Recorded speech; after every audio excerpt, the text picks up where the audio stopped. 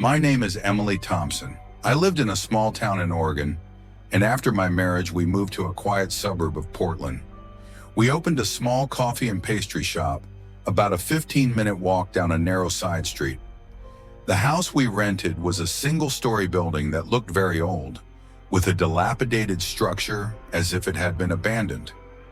It was situated in a secluded area, with no other houses nearby, only large apartment buildings surrounding it.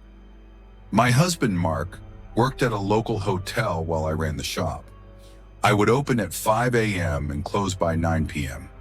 The house had 5 rooms in total, with 2 rooms rented out to other tenants. One room was occupied by a woman and the other by a man. I lived in one of the rooms, and my brother-in-law, who also worked at the hotel, stayed there occasionally. The neighborhood was always quiet, with hardly any sounds from the surrounding buildings. Every evening at 7 p.m., Mark would come home directly from the shop and we'd have dinner together. By 10 p.m., we'd lock up the shop and retire to our room. I often did laundry, and our only water source was an old well pump outside the house.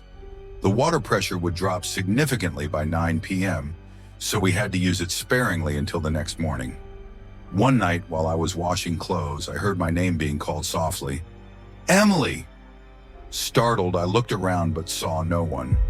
I thought it might have been one of the tenants, or maybe my imagination, but the voice felt unnervingly close, almost like a whisper in my ear. The following evening, around 11 p.m., I went to the backyard to hang my laundry. As I glanced around, I saw something unsettling in the alley. A figure in dark clothing with eerily yellowish eyes staring up at me. Frozen with fear, I quickly rushed back into the house, locking all the doors. I didn't immediately tell Mark, not wanting to worry him, but I couldn't shake the feeling that something was wrong.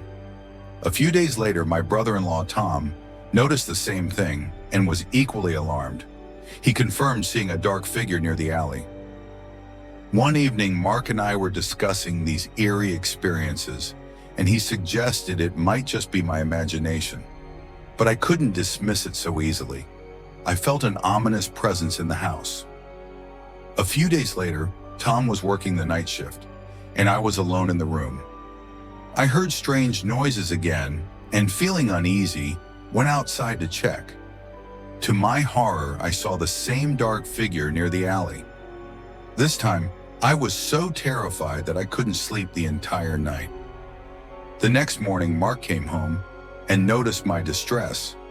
I told him everything, and he became concerned. We decided to leave the house for a while, but before we could, Mark had a strange encounter while returning from work. He saw the same figure in dark clothing standing in the alley, just as I had described. Mark was shocked and hurried home. We discussed the events, and he began to believe it could be some kind of supernatural entity. After talking to the tenants, we realized none of them had seen anything unusual. Tom also felt the same eerie presence, and we started to believe the house was haunted. Despite this, we continued living there, but the fear lingered. After a few days, the tenants moved out, and I started to feel more at ease. But my mind kept wandering back to the strange occurrences, and I couldn't shake the feeling of being watched. Eventually, we decided to leave the house for good, but I still couldn't escape the fear that had gripped me during that time. Even though I tried to forget the haunting experiences, the memory of that dark figure stayed with me, a chilling reminder of our brush with the unexplained.